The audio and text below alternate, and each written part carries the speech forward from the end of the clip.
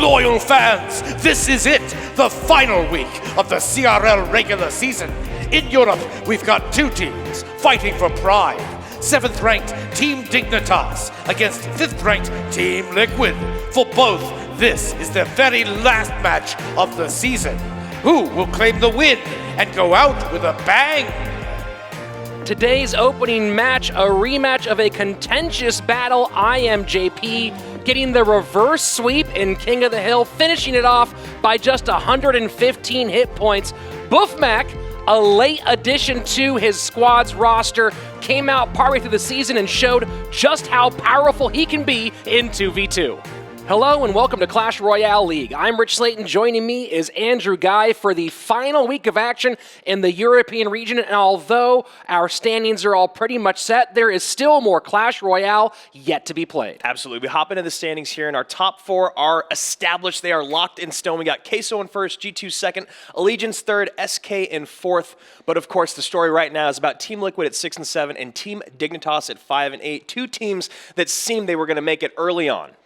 And taking a look at that playoff picture, we can now see how these first few rounds will go. Round number 1 will be Allegiance facing off against SK Gaming. The winner of that will face G2 in the second round, and the winner of that will face Team Queso for a shot at the World Finals. Absolutely, and those World Finals will be taking place in Tokyo, Japan, December 1st at 11 a.m. Japan Standard Time. You can go in-game to your news tab to find out all the details. Later today, we have two other teams facing off. It will be G2 against Fnatic, but right now it is the superstar squad of Team Liquid facing off against the very dangerous Team Dignitas. Yes, Team Dignitas taking the first win this season over Liquid. We got Wonka, Max Lemonas, Messi 10, and IMJP. Their opponents, as Rich just said, the star-studded cast of Surgical Goblin, Buffmac, Azilis, and Juicy J making an appearance today. Speaking of Juicy J, he has had some of the leadership role inside the war room for his squad so far this season, and he's sitting down with Christy St. John to talk about their final match. Thanks, guys. So, Juicy J, your debut today, what can we expect? I mean, I've been preparing this whole time. I've been practicing with my team, playing in scrimmages. I think now I'm finally ready to get on the stage, and hopefully I can pull out a win against one of the better players here in the CRL, JP. Now, I have to ask, you have amazing talent on your squad. It's surprising that you guys didn't make the playoffs. The teams in the playoffs are relieved that they don't have to face you. So what went wrong?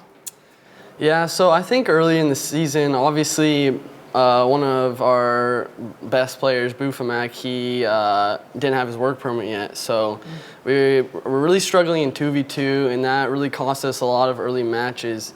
And I think it really took a long time, too long for us to adjust to that and finally get him in for the 2v2 and actually start winning some 2v2 matches. And that early deficit really cost us. Obviously, we could have come back, but I think this first season is going to be a really big learning experience for us. I think we're going to come back the next season, and it's going to be a lot better because now we know exactly what to expect and exactly how to prepare.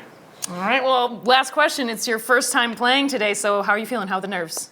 I thought I would be more nervous, to be completely honest, but honestly, I'm more excited than anything. I just can't wait to get out there and hopefully prove myself. All right, well, thanks so much for talking to me. Back to you guys. Thanks, Christy. Juicy J, excited to make his debut. We are, of course, excited to see him, but even more excited by a visitor we have on the caster's desk today. Looks like a mini P.E.K.K.A. Yeah, and it says right here, pancakes above all, guys. These are our limited edition figurines that are now available, or excuse me, are going to be available November 7th on shop.supercell.com. And you can see these things are absolutely awesome. That is pretty rad. Of course, they have 5 different options available.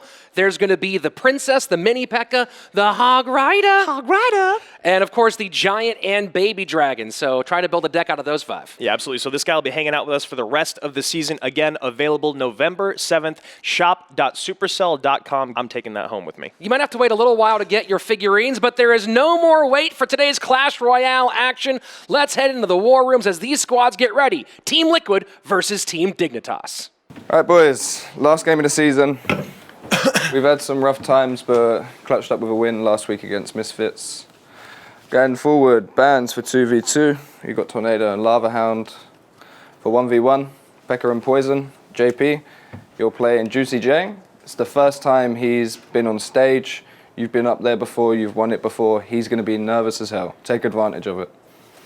All right, boys, for the last time this season, we know the decks, we know the bans. We've prepared for this. Let's go out there and win. On 3. 1, 2, 3. Dig win! All right. Well, obviously the season did not end the way that we wanted it to. But I could say with 100% confidence that looking at you guys and Diego, there's no team that I would have rather spent the season with. And I'm very happy that Jackson's going to be premiering the 1v1. And honestly, if we just end the season having fun, feeling like we're heading in the right direction for next season, then I call that a victory. Thank you guys for letting me be a part of this adventure with you guys, and I'm ready for the next step. So, Liquid on 3? Yeah. 1, 2, 3. Liquid! In the 2v2 showdown, there's always someone to share your victory with, and always someone else to blame for a loss. But these guys would never do that. Wonka and Max Lemonas, Buffmac and Surgical Goblin, show us the power of your 2v2 bond in the arena. Working in pairs is always better, wouldn't you say that, Andrew? Yes, absolutely. I quite enjoy working in this pair, Richard. So today coming up for Dignitas, we got Wonka and Max Lemonas. No surprise there. These guys have played together extensively throughout the season in this 2v2 set. On the other side of it, however, we got Surgical Goblin and Buffmac working together for the very first time here in 2v2. Surgical took a bit of a break when him and Diego started the season off together. Taking a look at the ban cards active for all potential 3 games of our 2v2 set. And end of the season, not that dissimilar from the beginning. It is our Tornado and Lava Hound. Yeah, it's kind of surprising with how many times the meta has shifted here in 2v2. A lot of the decks we've seen work and not work. These bans have stayed tried and true, Rich. So Max and Wonka looking to take out Buffmac and Surgical Goblin 2v2. Let's go. Let's go, boys. Game number 1 underway. Buffmac and Surgical Goblin for Team Liquid, top of your screen. Max Lemonas and Wonka for Dignitas at the bottom, and 4 different countries represented in this match. Of course, Surgical Goblin from the Netherlands, Buffmac the Brit, Max Lemonas the Frenchman, and Wonka the Spaniard. Yeah, it'll be very interesting to see if that clone will pop in for Team Liquid here, seeing that skeleton barrel. It'll also be very interesting to see how Buff and Surge here work together as a team in that 2v2 duo. Obviously, English being a strength in their languages, but never having worked together, you wonder if communication is going to be as sound as a team like Max and Wonka. I'm wondering, Andrew, is that the first giant we've seen in 2v2? That's a very good point, Rich. Yeah, usually always opting to go with either the P.E.K.K.A. or, I mean, usually just the Golem. We've even seen the Goblin Giant pop up, I think, once or twice, but the regular Giant, kind of a stranger to 2v2, Rich. Very interesting. I mean, you do have that the deficit of being so much, dare I say, squishier than a Goblin is saying about a regular Giant, but saving those 3 Elixir, there might be some benefit, and so far working out pretty well for Dignitas, out to about a 500 hit point lead as the opening minute has passed by. Yeah, that P.E.K.K.A. though going to be doing a lot of work on that Giant, a very, very strong, the strongest counter, if you will, in a unit that can also create an offensive pressure, and since the Giant has less health, it might be a bit redundant, but it is much more effective against it. Great use of this skeleton barrel there, and a great zap coming in to clean up those skellies so the Inferno Dragon was not distracted for too long. Guards picking up the P.E.K.K.A., so now some action coming down the right-hand lane. Can the Lumberjack escape here? Doing some damage, gets taken down fairly easily, and now Dark Goblin is still alive, Rich. It's still alive and doing a ton of work. You love to point out these troops that are very cheap, very squishy, but very high DPS, and when they stay on the map as long as they did, that Dark Goblin, I think, was almost alive for 30 seconds. Crazy. So we are now in double Elixir time, and another Dark Goblin down, doing a lot of damage. This time the poison will keep it from building a home here on the arena. Yeah, and guys, you newer players at home, you recognize when you watch these pros play the amount of effort they go through to try to preserve these small units, these units with very low health, like the Magic Archer, the Dark Goblin, the Princess, and when they stay alive, they do so much work for you. Fire Spirits not being used to maximum efficacy, getting picked up by a single guard there as they split. Although that right-hand tower should drop here down under 150 hit points. Yeah, Dignitas should be able to take that tower. I don't think they actually have a good spell in hand to take it. I was going to say, but they were going to have to sacrifice Elixir in doing so, and that P.E.K.K.A. getting as close as it is on the tower doesn't really matter. Team Liquid with an emphatic first victory. That was a very nice one. And you said there, Andrew, you know, we talked about how fast and furious the spells fly in 2v2, and there just wasn't one in the hand of Max and Wonka to finish off that right-hand side, especially with the pressure on the left. Yeah, and here's that Dark Goblin. You see it stays alive. The Electro Wiz comes down later to clean it up, but then the Mega Minion comes down on top of it. And this is already after it's been alive for about 10 seconds. Here then getting on the tower, double miners tanking for it. It actually takes the tower out and does damage on the Hunter. So much work in preserving the health of that Dark Goblin was Team Liquid, and it paid off for them in full. So last time out, it was Dignitas taking the 2v2 set. They still have a chance, but need to win 2 in a row now against the squad making up of the Englishman and the Netherlander. Go, boys! Game number 2, to remind you, the ban cards are Tornado and Lava Hound. Yep, that Lava Hound would have been a really nice card to have for, you know, Team Liquid running that miner, tanking to those lava pups being one of their favorite interactions here in 2v2. And a cheeky cannon and zap to pick up that miner. I'm not surprised at the cannon, but just, you know, they have guards in hand, they have lumberjacks. Seems like they might want to preserve the cannon to defend, but also cycling it early on means that it'll have it back in cycle for when the tank does get dropped. And they may be playing 2 buildings. Andrew, haven't seen their entire hand yet, so there might be some reasoning behind that, but cannon not necessarily the most traditional response to a miner. Yes. And now it's going to be all about how this Golem meets the Inferno Dragon, how Team Liquid preserves the Inferno Dragon's health, and how Dignitas uses that Electro Wizard to stun it or distract it, and in turn have their... Oh, there it is. Choosing to go a little more traditional this time with the Golem as Dignitas. Yep, and that P.E.K.K.A. meeting it once again. We'll see if the Golem does pay off with that extra health and extra elixir over that Giant. That skeleton barrel was a brilliant play because that Inferno Dragon could have gotten target onto the P.E.K.K.A. instead, targeting the skeleton barrel and preserving that P.E.K.K.A.'s job to do its defensive damage. Yeah, the skeleton barrel is one of the best cards in the game offensively and defensively. Now, it's obviously it doesn't do any damage defensively, but if you can distract units for long enough, especially while it's still in barrel form, and then when it pops, those skeletons coming on the ground can do an insane amount of damage to something like a P.E.K.K.A. or a Prince, anything that's single target damage. But yeah, I love the skeleton barrel. So here we are entering double elixir time, and no team has really taken a big lead here, although this push could escape and get some significant damage on the right-hand side. Yeah, staying alive much longer than they'd like these units to. Team Liquid is doing the best they can defensively, but that Prince just would not go down. The Baby Dragon coming in late to clean up those squishy troops, and this is a huge amount of damage on that right-hand tower. And it's going to be very difficult for Liquid to push through on the right-hand side, opting to go left now.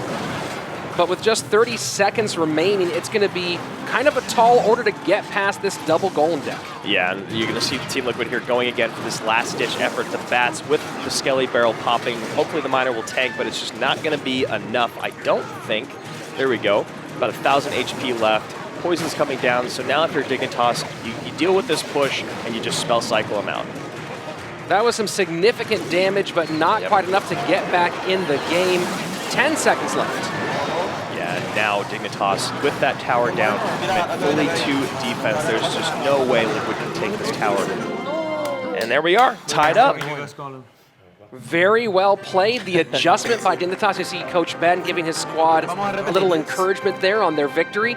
But yeah, that adjustment of taking letting the giant experiment go to bed and putting the Golem back in the deck paid off. Yes, absolutely. And you see here, this Prince just stays alive for so long. The guards come down, you know, the log comes in, but somehow still not taking it down. And those stabs from that lance do so much damage. Now below 700 HP was just a matter of time before Dignitas took that right-hand tower.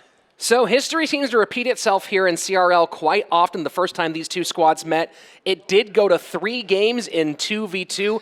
That eventually went to a 5-game King of the Hill match. Are we in store for the same thing today?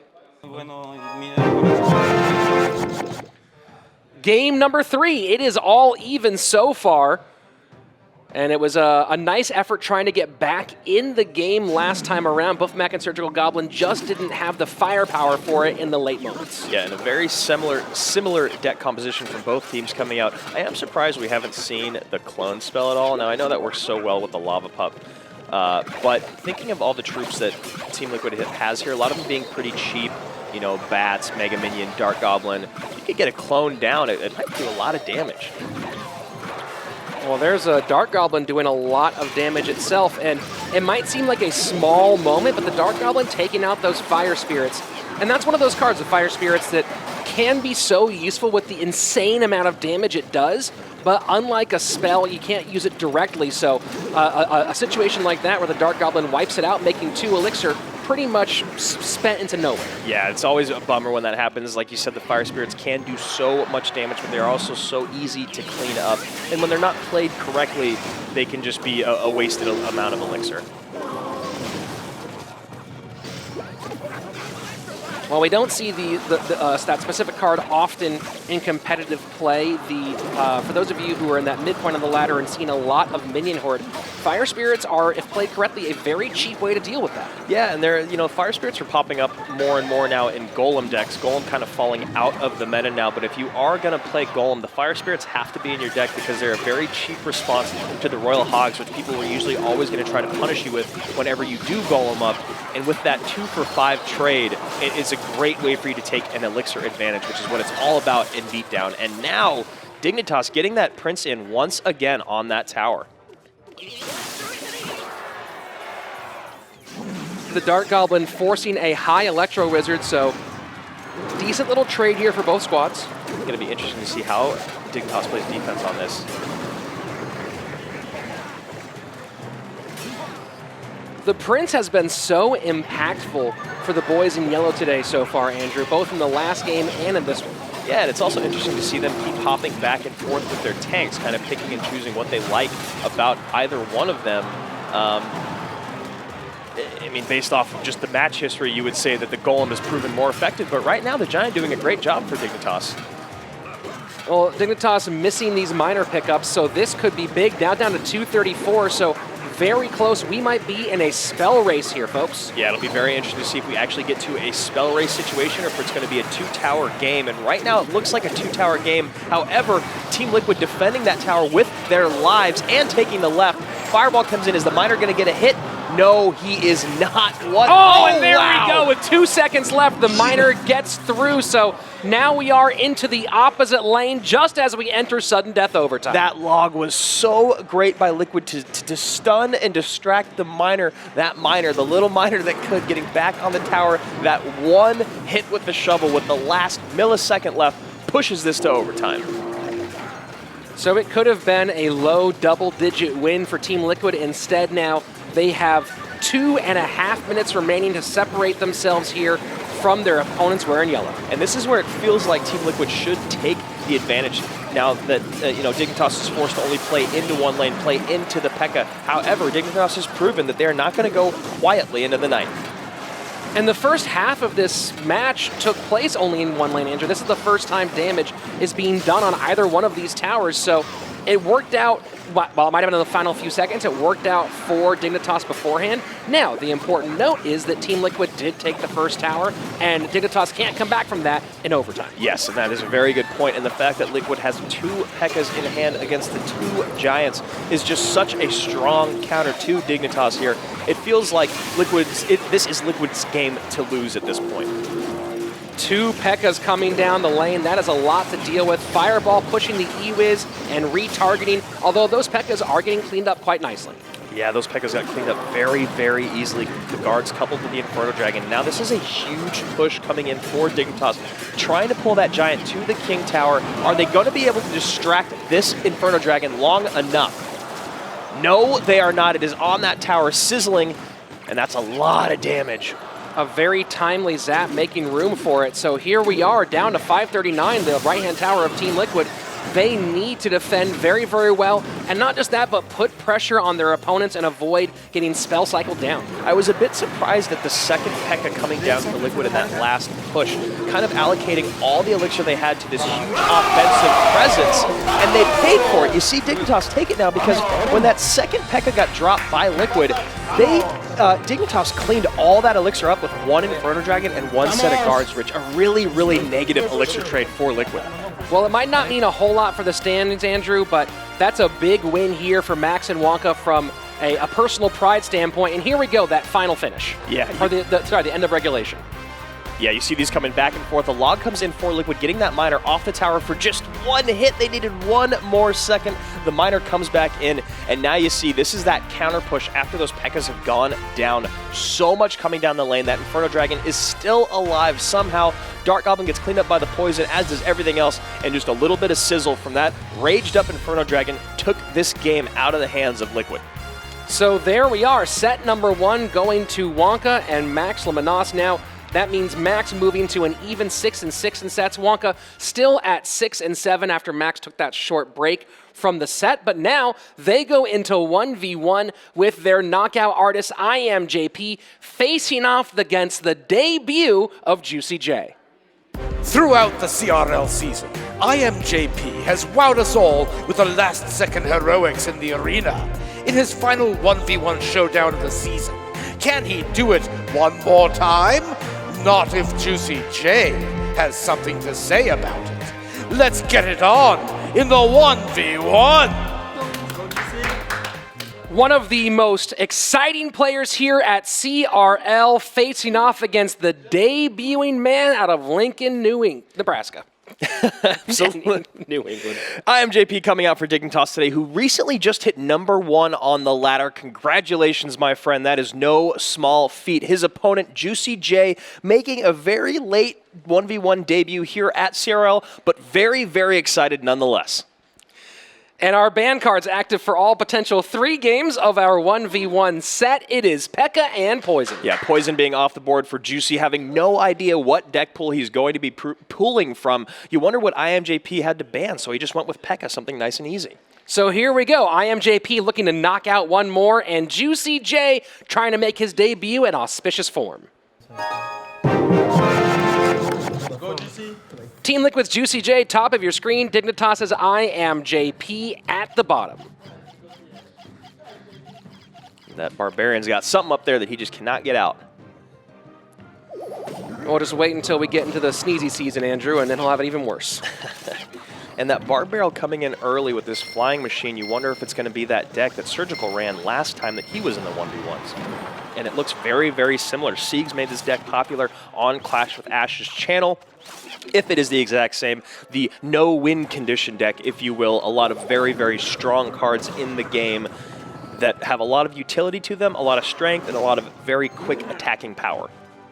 The Barbarian Hut definitely seen a resurgence as of late. No direct buff, but it seems like the cards around it have made it more valuable. Yeah, the Barb Hut in this deck just basically creates pressure all the time. You can always switch it up, too. It doesn't always have to be in the lane that you're pushing. It's just creating pressure in the lane that your opponent isn't wanting to pay attention to can be a huge benefit in the game. The only thing about this deck that I've realized when playing it and playing against it is that if your opponent plays very patiently and understands exactly how to defend your pushes handedly, and it makes you use your Fireball out of cycle, it's really about the spell being out of cycle and being able to take advantage of that. So we are running Golem here against the no-win condition deck, but that Flying Machine might get on tower, and that's going to be a lot of damage in the left-hand lane for Juicy J. Yeah, IMJP here looking to just soak up all the damage there to create a big push on the right-hand lane here. Probably going to use a Baby Dragon coupled with a NATO maybe here to try to create a big push, but a lot of defensive options here coming down for Juicy. And that Barb Hut has so much HP, so it can soak up a lot of those hits here and keeps these units gathered exactly for that kind of situation. Yes, and now that we're in double Elixir, it's going to be much easier for Juicy J to catch up with the defense. However, that Prince getting through on the tower is a bit of a nuisance. Wow, a lot of damage coming down. The Prince hit the tower, hit the unit, went back and forth, and that was not the way that Juicy J wanted that interaction to go. Right-hand tower goes down, and Cannon Cart gets a lock, but a very nice tornado to save the left-hand side. So now it's Juicy J who's forced to press the action, and this is where this deck struggles, because now, with no true win condition, getting through is going to be a big challenge. Yeah, and you don't want to just spell cycle out, it being basically your only spell you have in hand. The Royal Ghost popping in being a very tough card to deal with. But again, IMGP now can focus solely on defense. And again, this is very, very hard with this deck that Juicy's running to, once you're committed to only going in one lane, your opponent can just defend handedly. Now, this is a very nice Magic Archer, and that NATO doing just enough by IMJP. And there we go, IMJP stopping that deck from doing what it wants, and it was a very, very nice bit of play. That tornado on the Cannon Cart to pull it away might have been the most important moment of the match for him. Yeah. I mean, and also that Magic Archer coming at the very end, a really great use of that NATO. Now you see this Prince going back and forth, and actually it doesn't go, oh, it does. So it's on the tower, it gets pushed back when the Royal Ghost pops, and then the Mega Minion coupled with the Prince take it out, then they go back on top of that tower. That's where you see the NATO pull away the Cannon Cart, defending it just a little bit longer, and once again the NATO here pulling away the Magic Archer. Two great NATOs by IMJP, defensive NATOs to keep that tower alive just long enough. And that's why it's become one of the more popular cards in competitive play. Of course, the synergy with Ice Wizard has been huge, but it has so much defensive utility in so many ways. Yes, absolutely, and also that coupled with the Baby Dragon is huge, so let's see what happens here in game number 2. Juicy's got to bring something else. Good to see. Juicy J given a good luck here, game number 2. IMJP absorbing tons of damage in game number 1, but staying confident, pushing the right-hand lane. What kind of changes does Juicy have here for their second head-to-head matchup? Yeah, and that's something that we've kind of come to know and love about IMJP's playstyle here at CRL, is he's a guy that loves to take a ton of damage in turn to create a huge offensive strike, an instant strike, and you saw it right there on that right-hand tower in the first game. Juicy J did a great job in the beginning getting that left-hand tower down. IMJP took a ton of damage, took the right-hand tower, and defended out. High risk, high reward for IMJP, which has been a big part of his success in the King of the Hill set. It has made it challenging for him, though, in 1v1. Yeah, and in general, Dignitas has had a tough run of it this last few weeks. They're 1-6 in their last 7, or in their last 6 games. They've only won 1 of them. And then Team Liquid, on the other hand, is about 50-50 in their last 6. So we are waiting for the first play. Of course, as we've said before, this typically indicates some sort of beatdown matchup, but you never know. We've been surprised here at CRL. Yeah, when we haven't been when we have been surprised, it's been usually Royal Hogs in the deck that has waited going against a beatdown deck. And I'd say 9 times out of 10, when we wait through this, and if you're not running a beatdown deck, the stronger beatdown's going to win. I mean, even if it's just Golem against Lava Loon, we've seen the Golem win in that instance many, many times. Juicy J took 2nd place at the Reddit 100K subscriber tournament and also went 8-0 in RPL as the Season 5 MVP. Yeah, discovered here at the Combine for CRL. He's a very, very great player, being one of the youngest, if not the youngest player here at CRL. Definitely the youngest on Liquid. He's just kind of starting to make a name for himself, got his eyes set on season number 2, and you got to admire that. And there we go, goleming up is Juicy J, going hard in the right-hand lane is IMJP with a Royal Giant deck. And I think that log was a mistake there from Juicy. I thought that he did a great job with the Mega Minion and the guards. The log just a bit of an overcommittal in my mind, now not having that 2 extra Elixir to push in the left-hand lane. The question is, does he have any sort of answer for the Inferno Dragon, gathering everything up with the Tornado? To what end, though? Yeah, you wonder if maybe that Inferno would have done a better job, or that Tornado would have done a better job pulling the Inferno to the opposite lane. However, Juicy opting to bring it all together, maybe knowing that a counter push was coming and not wanting that Inferno Dragon to kind of be compiled with all these other units in the right-hand lane, knowing it could be dealt with easily in the left.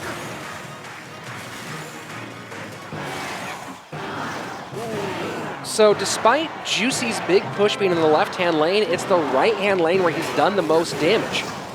Yeah, very, very interesting. And that bowler sneaking in front of the Royal Giant might be a moment for Juicy to kind of sneak back into this.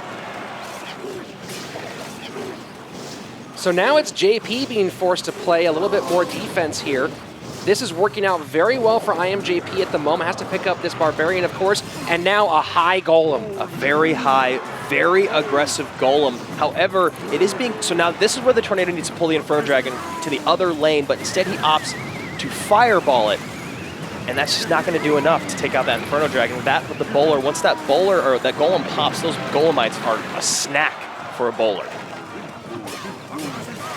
And IMJP throwing a little shade there, it looks like, knowing that he has this game in hand. Yeah, that was definitely shade. And Dignitas is going to probably just take the sweep here over Liquid. I mean, definitely, IMJP just needs to get that fireball down. Double Ice Wizards holding everything back here for a moment as he prepares to cycle back for the fireball and put this thing down in the end. And there it is, IMJP taking one more head for his wall and finishing his season in style. Yeah, great debut here for Juicy J. Definitely not the easiest guy to go up against. IMJP is now 5-7 in that 1v1 set. Not his greatest record, I mean, not the greatest record to reflect the season that he's actually had here, being such a dominant force in King of the Hill. And that's kind of what you see, him in that 1v1 set. No surprise there, even with a negative record. We all know what IMJP can do. So did Juicy J. Juicy making his debut, doing a great job, just coming up a bit short. And that's a nice, quick Dignitas sweep. So Dignitas coming out on top, and IMJP playing very, very well, especially against, we saw the no-win condition deck, and then here, a really fantastic choice to wait very, very long and then take advantage of the openings that his opponent provided. Yeah, and this is the moment where I kind of wonder if Juicy could have used his tornadoes a little bit more effectively. You see him use it right there. Now, maybe it wasn't in cycle, but he had the Elixir to use it because he uses the fireball. If you NATO that Inferno Dragon to the opposite lane, I'm almost 100% positive he could have got it out of range to at least break the beam. That Golem would have gotten to tower, would have been a much closer game. Might have been able to take it that second game and push it to a game 3. Who knows? IMJP is so good. Maybe he would have been able to stop him, but maybe just a small misplay by Juicy. So the golden-haired golden boy from Barcelona, Spain, ends his season on a victory, taking one more for his squad. Yes. And of course, we're going to sit down with him and Christy St. John to find out his feelings on not just this match, but on how their season's been overall. Thanks, guys. Taking the sweep in the last game of the season. How's it feel? La verdad que bastante bien por terminar muy bien esta temporada, lo malo que no podemos hacer los playoffs, pero bueno, lo importante es que nunca nos hemos rendido y hemos seguido dando el máximo. Yeah, really happy about our performance today and how we finished the season. A bit sad because we didn't manage to do the playoffs, but we finished in a good way, and so that's good. So I have to ask, you got #1 on the ladder recently. Tell me about that. La verdad que muy contento, es mi primera vez estando el primero del mundo, pero bueno, muy feliz también. Really happy, first time for him on the top of the ladder, so really happy. Yeah, really good. It was perfect. No lo creo, no lo creo. Great win today, guys. Thanks so much for talking to me. Back to you guys. Thanks, Christy. All smiles as IMJP finishing the season on a high note. Ups and downs, of course, and no shot at the playoffs at this point, but it's still nice to finish on a win. Yes, absolutely, and it was such a pleasure watching both of these teams throughout this season. We are very much looking forward to them next season, and I'm pretty sure Mr. Minipeka here is looking forward to seeing them next season, even though he didn't show up today. Yeah, he'll be back, I'm pretty sure. Yeah, definitely. And if you don't see him here, of course, you can go to shop.supercell.com to get him there starting November 7th, along with all his friends, the Princess, the Giant, the Hog Rider, and the Baby Dragon. Let's take a look at the standings here one more time to see how this finishes out for these two squads. Absolutely. We see with this very last match from these two teams, both of them ending up at 6-8, actually in a tie. Team Dignitas, because they have the season sweep over Liquid, moving into that 5th place spot, just falling short of number 4 and the playoffs. Up next, we have two more squads from our European region. It's Fnatic, playing all season with just 3 players, but still acquitting themselves very well against the number 2 squad in the European region, G2 Esports. My dear subjects, fear not! More Clash Royale League is on the way. Next up, 2nd place G2 Esports takes on 6th ranked Fnatic. G2 is in top form as they head into the playoffs, but Fnatic's got their eye on an upset and some royal bragging rights. G2 Esports already secured second place, but don't expect them to take the foot off the gas. Sheer back in the lineup after a couple days off, looking to extend that 2v2 record possibly, but up against him will be Lemon T. Last time out against this squad, he gave Canario his only loss all season in the 1v1 set. What does he have in store for G2 today? Match number 2 today.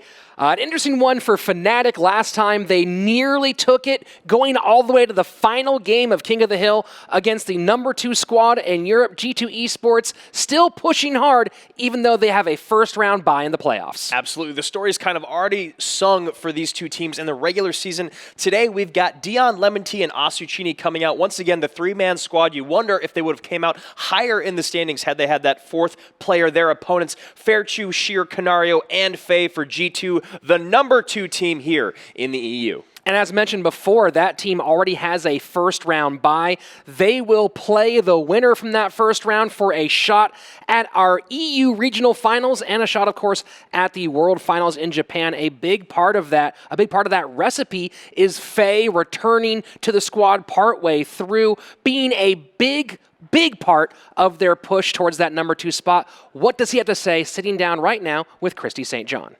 Thanks, guys. Faye, you have already clinched your spot in the playoffs. So tell me, how are you using today's match to prepare? We prepare today's match as always. We will try to win as always. We know that we have the second place secured. We will play against SKO Legends. And then if we win, we will face Team Kesa and we will try to make the World Finals. So here's a question. SK and Allegiance are in 3rd and 4th. You're in 2nd. Who would you rather face in the playoffs? I don't know. I think I prefer facing Allegiance. All right. Wonder what that says. Well, thanks so much for talking to me. Back to you guys. Thanks, Christy. Who knows if that's a matchup thing or just a little French-Spanish rivalry? Who knows? But right now, these squads facing off here, Fnatic versus G2 Esports. Let's pop into the war rooms as their coaches prepare the squads for battle. Último partido de liga regular, Fnatic. La otra vez nos dieron bastante problema, conseguimos ganar. 2-2, Faye Canario. Soy la pareja de win ratio. Tenéis que hacer un 2-0 que si no os bajan del win ratio de Elixir y eso no puede ser, ¿eh? Eso no puede ser, porque no. O sea, esto es el objetivo número 1, porque ya el Sir lo tenemos segundo. 1 por 1, Sir. Era el que faltaba jugar 1 por 1. Te toca, o sea, pim pam, te toca Dion. Sabemos bastante de él, está bastante bien. Confiamos en ti plenamente, así que ya está. Con que no juegues Monta Mini P.K., todos somos felices. Todo demás. Ferchu, ¿tú estabas ahí parqueado de Hill? Todo bien. Pues ya está. Es que, todo bien, sí. Yo veo a Ferchu tranquilo siempre, no hace falta decirle nada. Nada, chavales, esto es un día tranquilo. Hemos ganado, obviamente, pero un poco más de revoluciones que luego ya en playoff y hay que dar el extra allí. Así que nada, para adelante. Alright, guys. It's our last match. We're playing against G2. In the 2v2, Asu and Lemon, 1v1 Dion. Yeah. I mean, this is our last time in the war room. Is there anything that you guys want to say to your fans or to your mom if she's watching? I prefer blue side. Okay. I don't know why they did that to us, but we we train on the blue side. We've been training for the blue pillows for this entire time. Like been thrown off my game here. Like look at this. Yeah. In the 2v2 showdown, everything is double. Well, everything except double elixir time, which of course is still double, but not double the normal double elixir, like quadruple time, but that would be ridiculous. So I understand. What was I saying? Oh, right. It's time for the 2v2 showdown. 2v2 about to get underway. And 2 of these players met in 1v1. Last time, of course, Lemon T taking the only 1v1 set off Canario of the entire season. Yeah, absolutely insane is Canario's record here. He's 8-1 in 1v1. Also, no slouch here in 2v2. He's also 3-1 in sets. Coming out with Faye today, a very, very strong 2v2 duo. Their opponents, Asuchini and Lemon T. Lemon T's been 2-6 in 2v2 sets. Asuchini 3-8. but also has swept some of the best players in the game in King of the Hill. So now, very excited to see what they're going to bring in 2v2. Let's take a look at our card bans for this 2v2 set, and it's going to be Tornado and Fireball. Yeah, the double spells we've seen a lot of. We've seen a lot more of the one spell and one tanky unit more in the later half of the season here, but interesting to see the 2 spells. So, can Dion and Asuchini and Lemon Tea end this thing on a high note against the number 2 squad in Europe? Fnatic's Asuchini and Lemon Tea at the top of your screen, Faye and Canario for G2 at the bottom. And last time these squads met, it was G2 winning in the end for King of the Hill and starting it off with a sweep in 2v2. Yeah, and as I was saying in their intros, you got to wonder how much Fnatic's season has been hindered by the fact that they've only had 3 players. We've seen that affect so many teams. We've also seen teams that have had only 3 players get their 4th and then really flourish once they got that final member. So Fnatic here only having 3, you wonder if next season when they come back with a 4th member, most likely, will they have more success? Well, they definitely had their ups and downs this season and some big moments, and a big moment right here, Andrew, on the right-hand side. That is insane. The P.E.K.K.A getting pushed to the tower by those piggies, if you will. Then the piggies getting on the tower, and the P.E.K.K.A getting those swings in. A very, very quick and early tower take for Canario and Faye of G2. I'm guessing that you are really looking forward to seeing Morten potentially play again very soon. Look, I saw him. I don't know who caught the video, but Morten on Clash with Ash saying piggies is my favorite thing ever. And I mean, the way he said it, it made it seem like it was the technical term, Rich. Well, so far the Piggies doing a pretty good job here for G2, taking an early tower against Asuchini and Lemon Tea. Yeah, and players like Canario who can just pop in and out of any set and dominate, whether it's King of the Hill where he's 8-4, 2v2 where he's 3-1, or 1v1 where he's 8-1. You got to think he's one of the best players in the entire world. I think there's nobody questioning that at this stage in CRL. This really has been a coming out party for Canario, already known as a very, very talented player, but I think this really has established him as a dominant player, and not just in Clash Royale, but specifically when the bright lights are on stage. Yeah, it's unbelievable. I've talked to him a handful of times after and before matches, mainly after when he comes out with some crazy victory. And Canario has this amazing ability to focus on nothing but the game. His opponent's cycle, his elixir count, his win condition, all of these things, he somehow is able to put everything kind of behind him when it comes to playoffs and standings and winning and losing and history and drama and records and all that. It's really to him just about the 6 minutes. Well, only about 6 seconds into the drop that tower on the right-hand side, and now suddenly it's Asuchini and Lemon Tea taking the lead, not just dropping tower, but really hurting that King Tower as well. Yeah, those skeletons doing so much damage. An incredible amount of DPS from a troop that is so cheap and so weak, but that skeleton barrel popping, or even skellies just getting on from a tombstone, can be detrimental to your team. So entering into our sudden death overtime, it is an interesting situation here where that left-hand tower for Fnatic is down to 12-15, but that's where they're going to be pushing their golems from. And it's the King Tower of G2 that's in trouble. Yeah, and that King Tower, it can really bait you out. You know, if you look at it, you see 34, 84. That's a very, very large number of HP. But, you know, you see it, you're like, oh, well, it's a quarter of its HP is gone. Maybe I go after that instead of the fully healthy, Princess Tower.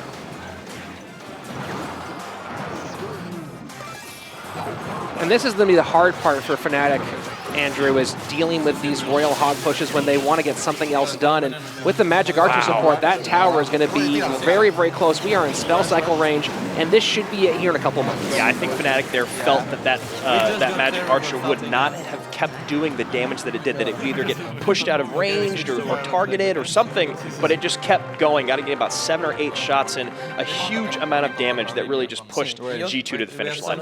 Canario and Faye clearly having a good time here, playing together with the pressure off, and this was that opening moment, and it's the Inferno Dragon just can't take care of that P.E.K.K.A early enough, coupled with the Royal Hogs. That is tower down. Yeah, that little zappy behind, putting in an insane amount of work, and now you see that Magic Archer hitting the Lumberjack 2, 3, 4 hits, 5 hits, already down to 300, 6 hits. 6 hits in when your tower is below 1,000 HP is just way too much, especially when that clock is ticking down.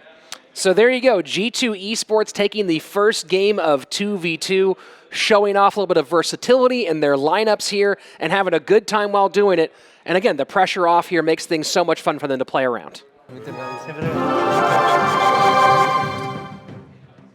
Yeah, and Rich, you talk about pressure for a team that already feels such little pressure in those insanely high-pressure moments. You got to imagine that this is just a walk in the park for them. Well, the interesting thing about this squad, Andrew, and it's been a discussion taking place a lot over the weekend as the playoff picture has kind of taken shape in both NA and EU, more in EU, of course, is the discussion of how valuable 2v2 is. A lot of coaches now at this point saying, kind of admitting how critical it was, especially the ones who are pushing towards that into the playoff picture. And you take a look at G2 Esports, and they won, I think they went 8-5 overall this season in 2v2. That takes so much pressure off that second set. Yes, and then Canario being in your second set just makes your team really, I mean, that is why they're in second place here in the EU. You see, again, a very early tower take for G2 again here. Also, a bomb tower in hand of Fnatic, probably thinking that G2 was going to opt to go with those Royal Hogs once again. However, that not being in their hand is going to be slightly disappointing when they do get that bomb tower out. Yeah, it's just crazy. That 2v2 set, Rich, this is a team game. These are teams. These are teams that fly from all over the world to get together here to compete.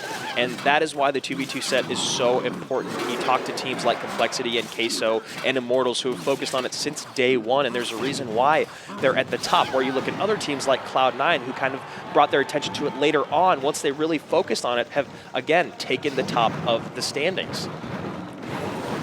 Well, Sashenka, the coach of the North American team TSM, made a really great point. For those of you at home who want to be in CRL, if you're a great 1v1 player, of course the eyes will be on you, but if you want a chance to stand out, 2v2 really provides that.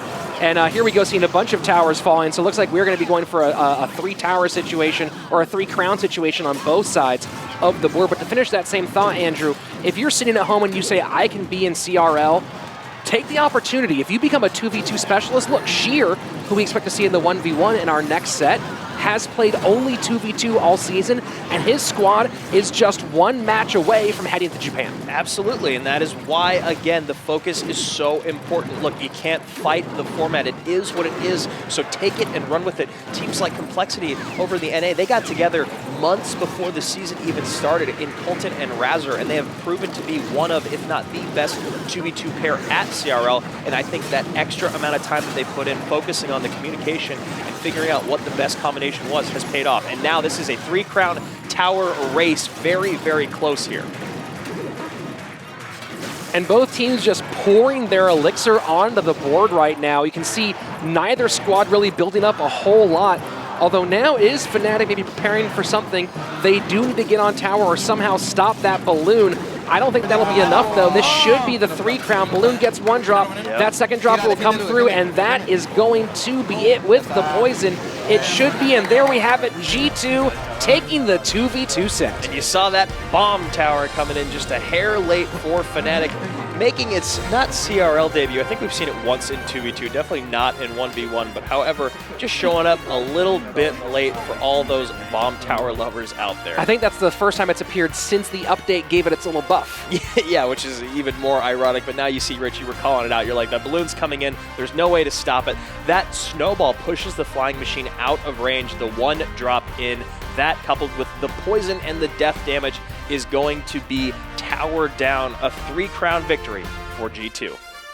And this is why they've been so good, because they can mix things up. Sure, they've put Canario in the 1v1 set 9 times, but here he is in 2v2, also performing well. And we're about to see a 1v1 debut coming up. It's Dion facing off against G2's Sheer. In G2's final 1v1 showdown of the regular season, we're in for a treat. Sheer will play the 1v1 for the very first time. And I am pretty sure he will not disappoint. See what I did there? Get ready, Dion. It's time for an epic battle. Andrew, I didn't see what he did there. Did you see? I didn't see it, but I heard it. and I loved it. Sheer coming up for his debut for G2 Esports. He has played in head-to-head play before. He's 2-4 in King of the Hill overall, and the Dutch Demon, the 1v1 specialist for Fnatic, 3-3 in sets, 6-8 overall in games, but he is 4-2 in King of the Hill.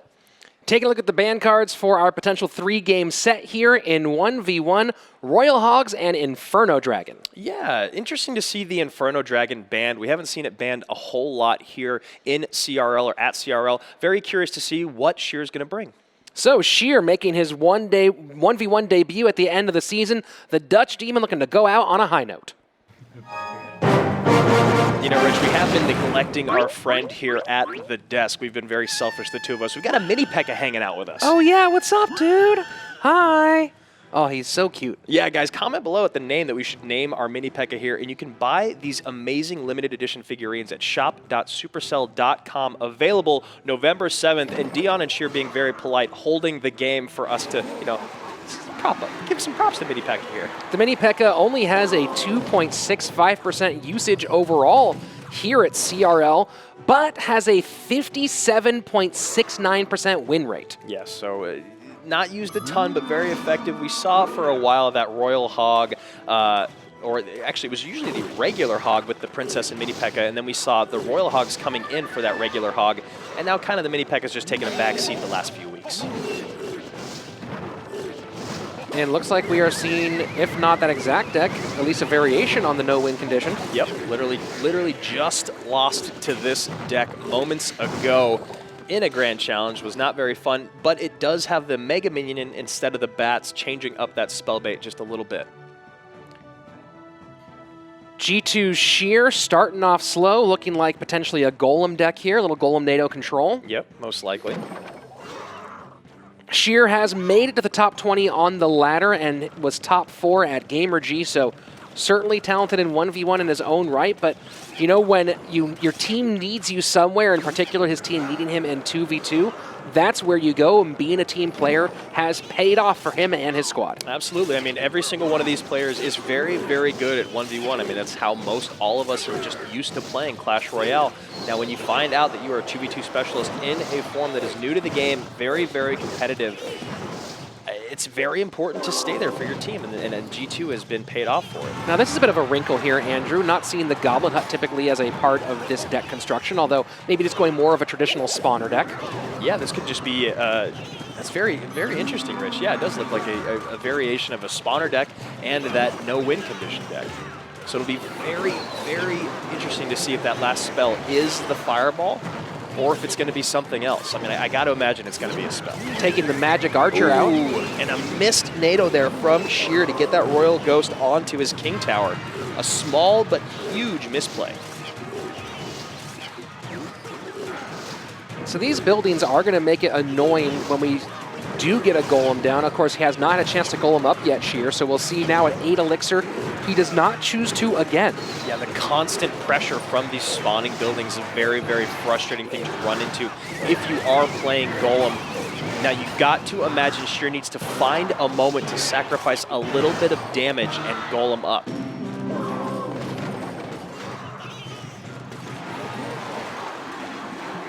Not finding the window quite yet, choosing to just play defense at this juncture.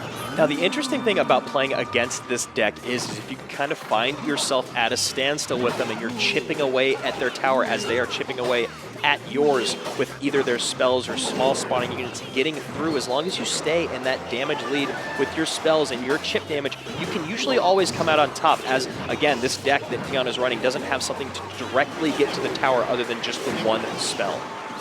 If he has a spell. I mean, usually there's a Magic Archer in there as well, a Fireball. Interesting lane switch here now. Dion choosing to stack up the left-hand side, 2 Barbarian Towers and a Goblin Hut. Yeah, this becomes very frustrating for Sheer because now he has to play defense in the left-hand lane when he finally started to chip away at the right-hand tower. Now all of his Elixir being allocated to the side that he doesn't want to pursue. The Flying Machine has been a big part of the success here so far with this deck because you see Sheer developing defensive troops in the back, and just as it seems like he might be ready for a counter push, the flying machine comes in and starts wiping them out. Yeah, and I was going to say, this could have maybe been the moment for Sheer to golem up when you saw all those like 6 or 7 ground units coming in, but then Dion drops the flying machine at the river and creates air pressure, and then his golem would have just gotten eaten up, and he would have had no elixir to respond to the flying machine. So a very, very frustrating matchup for Sheer. However, he can just draw this game out, and that is what I would be going for if I was him at this point, seeing that I'm not really able to break through. I have to keep turning my focus from one lane to the other, and I haven't even gotten to play my true win condition yet.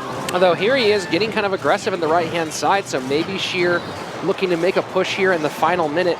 Does pick up the flying machine, the Baby Dragon being a huge part of his defense so far. Yeah, and again, I really believe Sheer just needs to draw this game and look to the next one, knowing that his win condition is basically a non-factor and that he can defend against Dion effectively enough. And now you see he most likely is opting to do that, choosing to not poison the tower, take out the buildings, take out the units incoming, and we got a draw to start this set off, Rich. So here we go, 34 seconds left. This is probably going to be the story. I like to say things very finite like that because I'm usually wrong, and then maybe something crazy will happen. Yeah, you're trying to juice someone into winning this thing in the last second. And I was going to say, maybe that cannon card's going to come through raged up, but no, it is not. 17 seconds left. A miracle would have to come through for either of these players to take a tower. Well, there is no miracle card, Andrew, and if it was, it would be worth 11. That left-handed tower, that is a lot coming in. The cannon cart not quite going to do the job, though. And then the Prince almost, both players nearly prove us wrong in the final seconds there. Oh, man. A lot of stress coming, a little smirk here from Dion, recognizing that, wow, I almost lost it, I almost got away with it, who knows? Sheer keeping his cool, now thinking, how could I have played my golem? I got to think that's what Sheer's thinking. There's got to have been a moment I could have played my golem, but I didn't, and I thought this was going to be it. Oh, no, excuse me, it was before this, but this is that very last push. You see the cannon cart sneaking through and the Prince sneaking through, both these guys committing completely to their offense, then that final NATO coming in, pulling it away, protecting just long enough. So there we go, game number 1, a 6-minute draw between Dion and Sheer, both playing pretty stalwart defense, not letting anything through. And now we go on to a second game, and will Dion go with the same sort of thing and try to turn this into a game 3 lowest tower situation?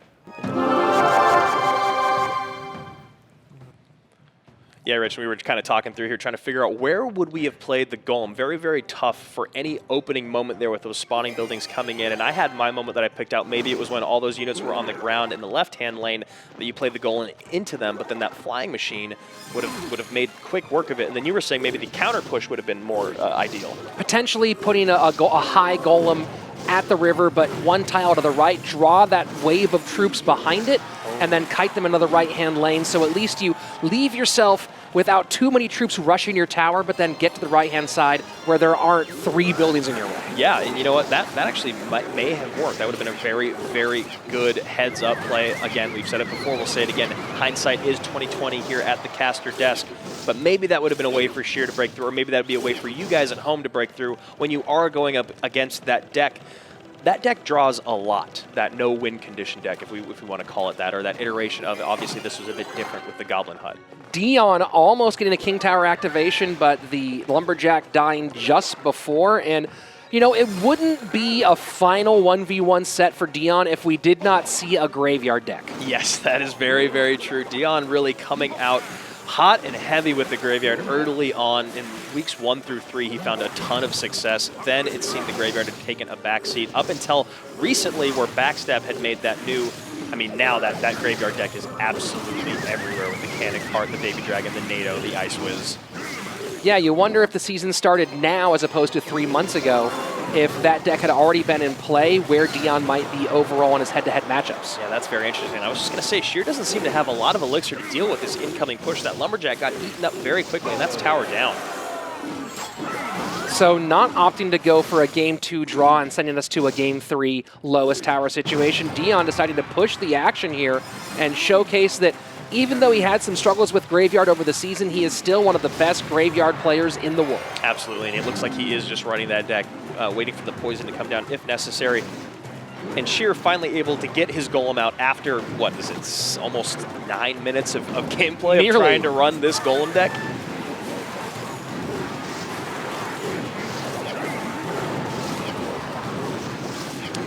very interesting bar barrel there. I don't know if it was sent just a hair too early. It actually ended up connecting with all those troops, but just a quick poke and a pop from that Prince. Great work to pull the Ice Wiz to the opposite lane, but still maintains focus on that left-hand push. That seems almost impossible, almost like a mechanical error there. That Ice Wizard was determined to take down what he wanted. The dabbing wizard comes in for Dion, and he lets you, he reminds all of us that he is a graveyard master. That I am trying to understand what happened with that Ice Wizard. I mean, I've seen it before where, you know, obviously it should have gotten retargeted. You know, it was very, very far away. The units were clearly out of its range, but it does happen. Maybe it's that it's still shooting as it's getting pulled away, and its animation hasn't ended by the time it started to walk back, so it's still targeted. I'm not sure, but a very interesting interaction there, and Dion doing a great job. And now you see, we're going to see it gets pushed back. Ice Wizard comes in. Ice Wizard doing such a great job at stopping these tanks. You see it get pulled away. And I was going to say maybe the Baby Dragon, but it pops. So just such an interesting interaction here for Dion, and not the way that Sheer wanted it to go, obviously. So game number 2 in the books for Dion, although this does create a very unique situation. Dion, only a win really counts for him here, but for his opponent Sheer, a draw or a win for him is the exact same thing. So a draw in this case would send us to a 4th and final game.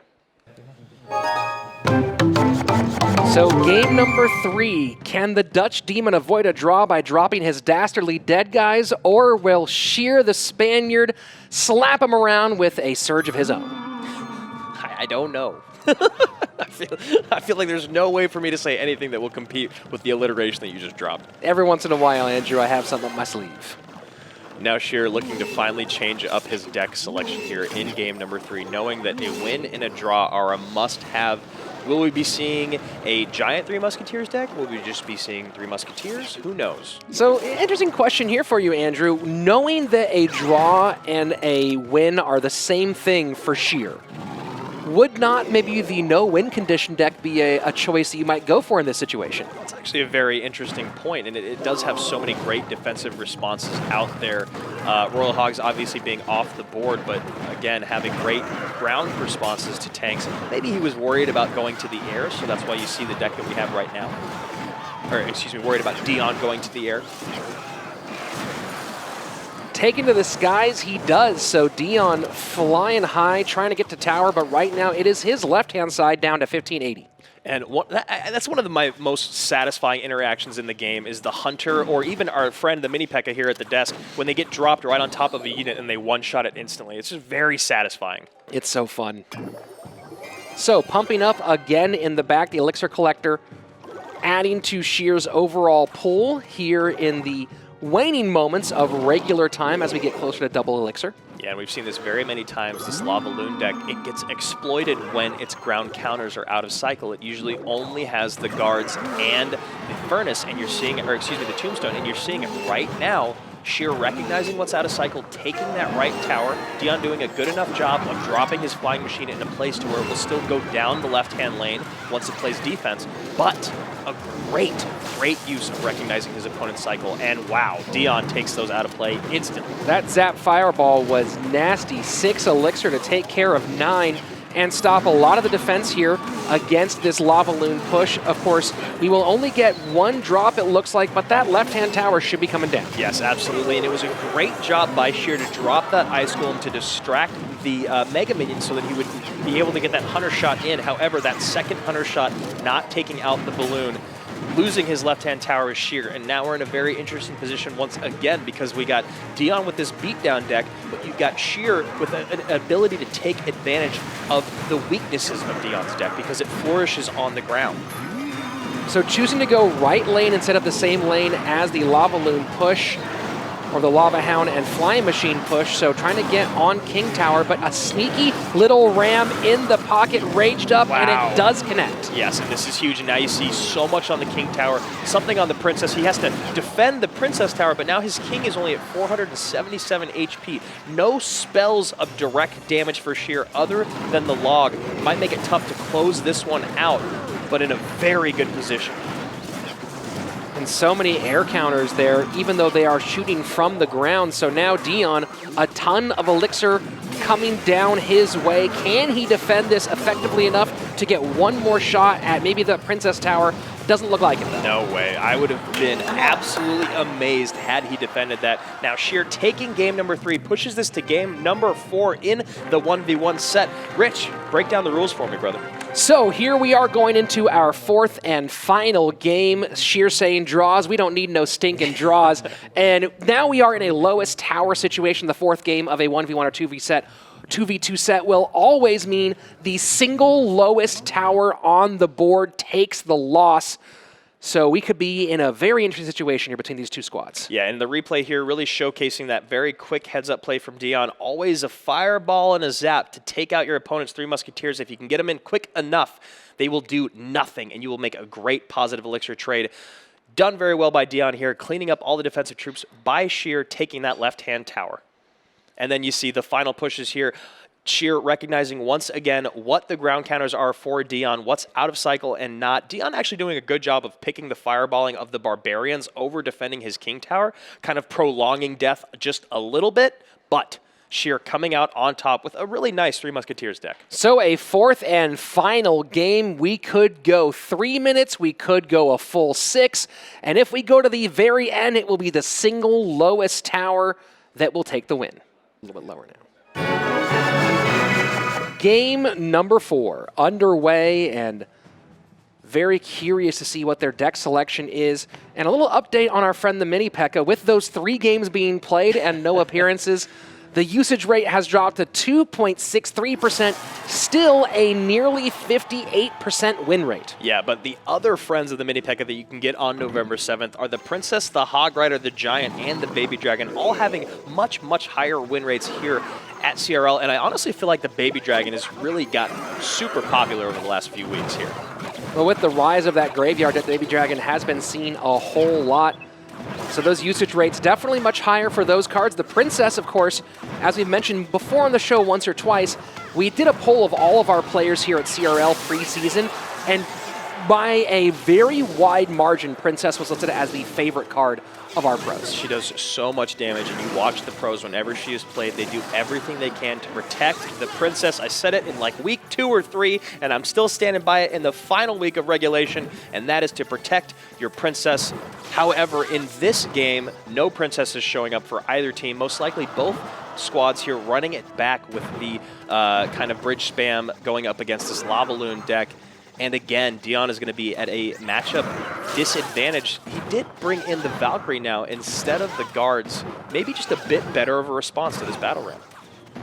Still some damage on the right-hand tower going to happen. His left-hand tower already down to 457, and you got to wonder if Sheer, and there that Dark Goblin, wow, just so frustrating for just 3 Elixir. You got to wonder if Sheer has a P.E.K.K.A. in this build, which would be very common, which is almost a dead card in this situation. Yeah, exactly. The P.E.K.K.A. has a hard time finding its place in this matchup. It'll usually only be played if you have a massive Elixir advantage and you're meeting a Valkyrie, but even then you expend so much Elixir not defending the biggest threat, which is this Lava Loon push coming in.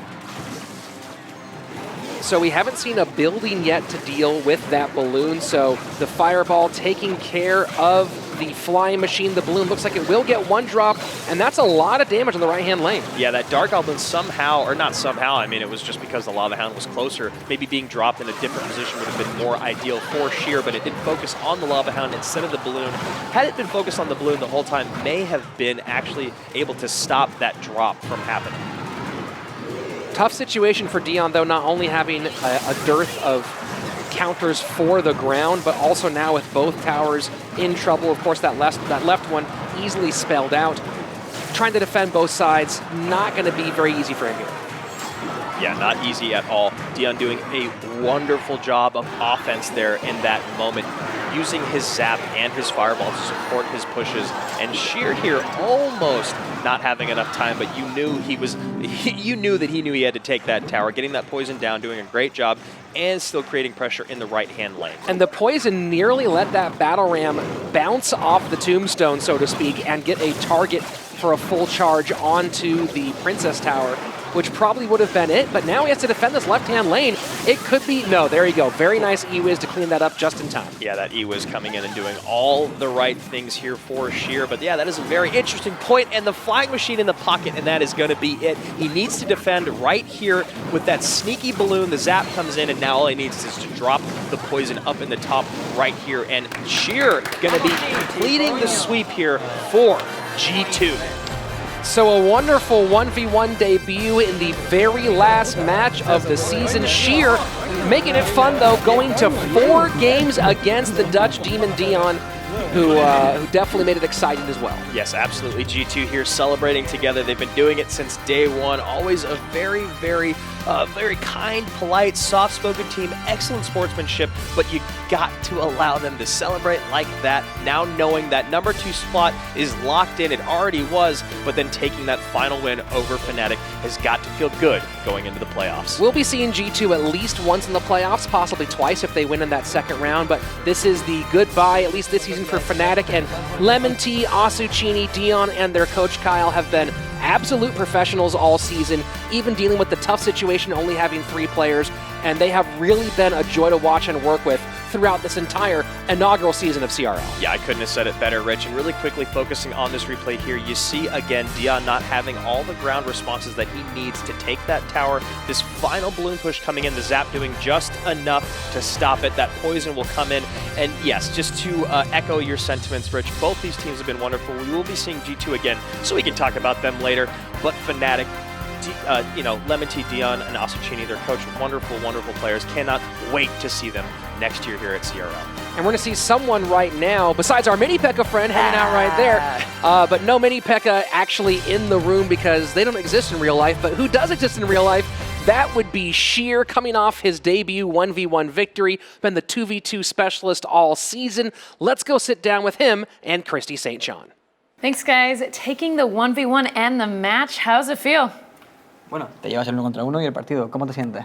La verdad es que se siente muy bien. Hemos preparado mucho el 1 contra 1 para que luego en los playoffs podamos ganar los 3 mejor para 3 que van a haber. Entonces, yeah, he feels really good. We have prepared a lot 1 by 1 because in the playoff it will be 3 1 by 1. So yes, he feels really good. And talking about preparations, you now have to prepare for the playoffs. I asked your brother, I'm going to ask you too. You'll either play Allegiance or SK. Which one would you rather? Bueno, hablando de preparación, tenemos que prepararnos para los playoffs, Allegiance o SK. También le he preguntado a tu hermano Faye, ¿a quién prefieres, SK o Allegiance? los dos equipos son muy complicados, pero si elijo, elegiría Allegiance porque, no sé, como que se nos da mejor. Both teams are really difficult, but if he has to choose, he will choose Allegiance because we have get best matches against them. Gotcha. So you think you've beaten them in the past, you might beat them again? Como hemos hecho en el pasado, ¿tú crees que le ganaremos de nuevo? Sí, yo creo que sí, sin duda. Yes, for sure. All right. Well, we'll see. I look forward to it. Back to you guys. Thanks, Christy. Very confident heading into the postseason on a high note is G2, and with a squad like theirs, I would be in the same position. Yeah, if we hop into the standings here, you can see exactly why G2 is so happy. The smiles on their faces. G2 Esports now 10-4, ending out this regular season, clinching that second place spot and first round bye. Fnatic 5-9, just one spot above the bottom, looking to second season here at CRL. Taking a look at that playoff picture one more time. So our first round will be Allegiance versus SK Gaming. The winner of that will face off against the guys you just saw, Sheer, Faye, Fairchew, and the Giant Slayer turned Giant Canario.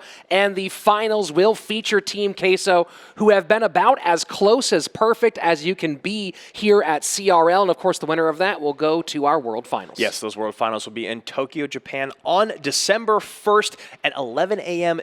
Japanese Standard Time. And you can follow all the action here and there and for our playoffs by hitting subscribe on the Clash Royale Esports YouTube page. Don't forget to ring that bell. Go to esports.clashroyale.com for all your updates. And of course, there is the Clash Royale Esports tab inside your app. And of course, there is our friend here, the Mini P.E.K.K.A, who will be there for all the action, trying to raise that 2.63% usage rate. Hopefully, as we get into those playoffs and closer to the World Finals, you can get him him at shop.supercell.com and all of his friends. Yeah, all of his friends. You got the Giant, the Hog Rider, the Princess, and there's a couple more in there, and they're Baby all, Dragon. Yeah, the Baby Dragon. I knew I was forgetting one. They are all available November 7th at shop.supercell.com. And we'll be back before that. Tune in on Thursday, October 18th for the final day of action in the European region. See our squads tune up for those playoffs. For my buddy Andrew Guy, I'm Rich Slayton. We will see you on Thursday back in the arena. Another destruction-filled day in the Clash Royale League has come to an end. The golems have golemed, the Mega Knights were oh so mega, and my, how the towers crumbled. This very first CRL season is almost in the books, and now the real fun is about to begin. Who will triumph in Europe? Who will earn their spot at the World Finals in Tokyo? Keep watching to find out. Subscribe to the Clash Royale Esports channel, and remember, if you're ever up for a 2v2 game and no one is around, just drop a clone spell on yourself. I did it once, and I was the best I've ever seen, really.